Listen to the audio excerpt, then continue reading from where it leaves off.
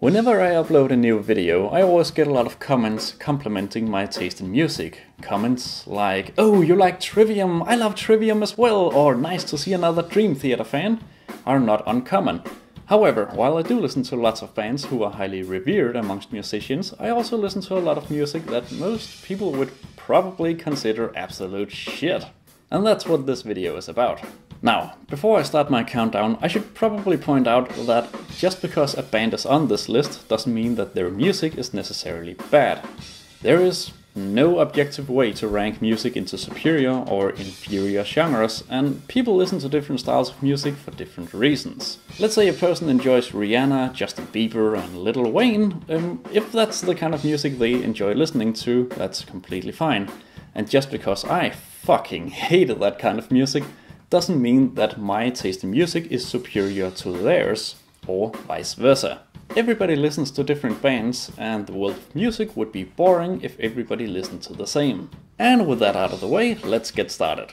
On the 5th place we have Metallica, or more specifically Lars Ulrich. Metallica is awesome, no doubt about it, and Lars Ulrich is awesome as well, but well, at least he used to be awesome. In recent years, Lars has kind of been reduced to only a fraction of the great drummer he once was, in my opinion at least. And he has become a laughingstock in the world of drummers, but I love him.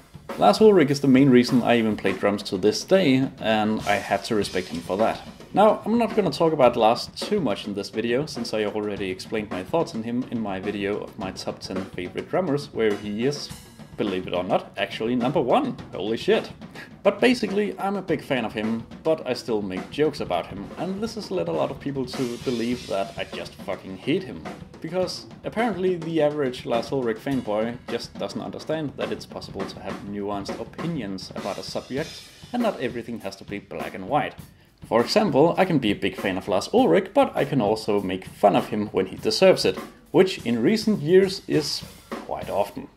And at number 4 we have Skrillex. Dubstep in general is, by many people, barely considered actual music, but when this weird new style of music moved into the mainstream, I was hooked. For half a year back in 2012, I went to this kind of high school thing, which was basically a sort of Hogwarts for musicians. And in this place I lived in a house with 11 other musicians, one of whom introduced me to Skrillex and dubstep in general. And shortly after that I discovered that metal drumming and dubstep actually fit together surprisingly well. And I ended up drumming along to dubstep almost as frequently as I played metal.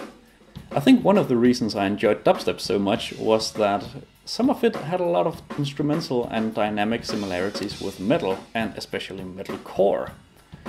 And Skrillex was, well, he's kind of the only dubstep artist I can really name on the top of my head. Look at this fucking shit!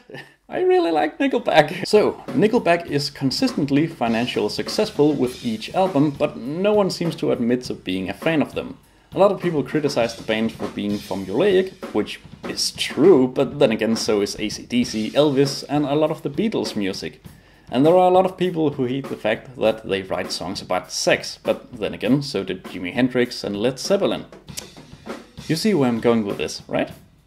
And while their music is very formulaic and at times over-sexualized, I actually think that some of their songs are very well written, especially in the instrumental section, as I generally don't really listen to song lyrics that much, and I focus a lot more on the instrumentation of a song. One more thing is that I have to mention Nickelback's drummer Daniel Adair, since he is honestly a great drummer. You don't really get to hear it on their studio albums, but I've seen Nickelback live 2 times, and both times he played a drum solo which completely blew me away. Not only is Daniel Adair capable of crafting a very competently put together drum solo, but he's generally very creative in his chops and fills, and it's just a shame that we don't really get to hear it without spending money on Nickelback tickets, which is pretty hard to talk people into doing. Besides that, there is something inherently unapologetic about Nickelback's music that I just have to respect. They know they've got haters, but it doesn't really seem like they give a shit, and I have to respect that. They do what they like doing, whether it's for the music or for the money. I don't give a shit. They don't give a shit. Great. Now, you might be thinking, what could possibly be worse than Nickelback? Well, let's just say I was a very edgy teenager once, and edgy teenagers need edgy music. Introducing the Black Veil Brides. If someone asked you to think of the most emo thing in the world, this band pretty much embodies everything that comes to mind. Everything from looks, music, lyrics to obsessive fan culture and a very obvious pandering to a very specific social segment. I haven't really listened to their music for several years now, and it doesn't really seem like anyone else has, since their most popular music is still the one that came out on their first album. And every album that came out after that one hasn't really had the same connection and resonance with their core audience. I would say, however, that their second album actually has some legit great music on it that kinda reminds me of 80s hair metal, which, well, isn't necessarily a good thing, but damn it, I like it! I even really love Andy Biersack's vocals on that album, and it's just a shame that he writes the most cringeworthy lyrics you can ever imagine. But when I was an edgy teenager, those lyrics were... Okay, here we go.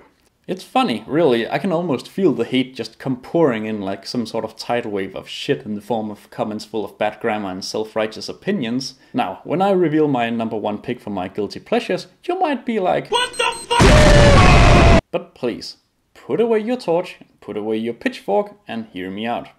Attila is a shitty band, comprised of shitty people who make shitty music. The band members remind me of the emo equivalent of those obnoxious, loud mouth breathers we all know and hate. And their music is overproduced, synthetic, and lazily written at best. Yet despite all of this, I really enjoy listening to their music, and I believe there are two reasons why. First, Attila is basically the band equivalent of an internet troll. They make super offensive music, people get pissed off, and Attila laugh right back in their face and use people's obsessive hate as fuel for more music. Circle of life. It's funny to think about the fact that Attila would probably not exist if people realized that they can just, well, not listen to Attila. Which is a great idea, by the way. And in that regard, I think they teach a very valuable lesson. And that is that if you spend all your time and energy on hating something, nothing good will come of it. If some obnoxious asshole, like let's say Logan Paul, or in this case Attila, starts acting up and being a douchebag for the sake of getting attention, the best thing you can do is to ignore them, and not give them attention which they crave so much.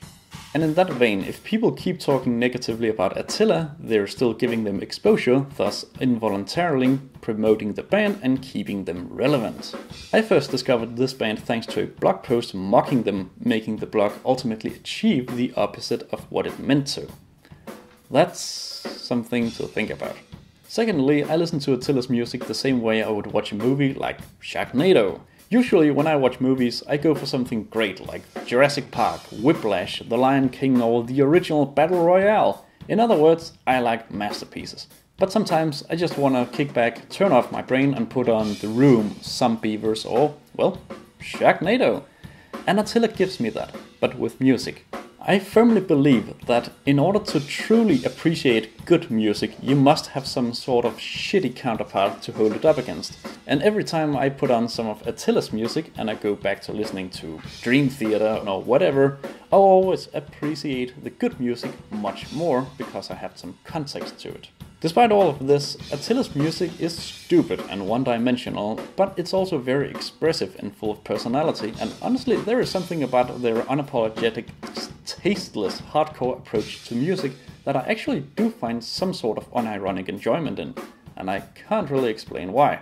Maybe because I have a shit taste in music, but maybe not. If you don't like Attila's music, that's more than understandable, because let's be honest, it's fucking stupid. Or is it? Yeah, it probably is, but the more I think about it, the more they seem like almost some sort of self-aware meta-parody of themselves, ironically fueled by the very same people who want them to go away.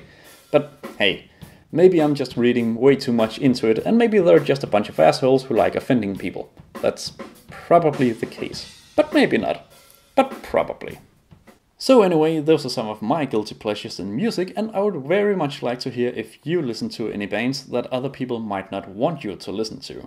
And also, I want to welcome my two most recent supporters on Patreon, namely Thomas Rosendale and Joseph Bentley.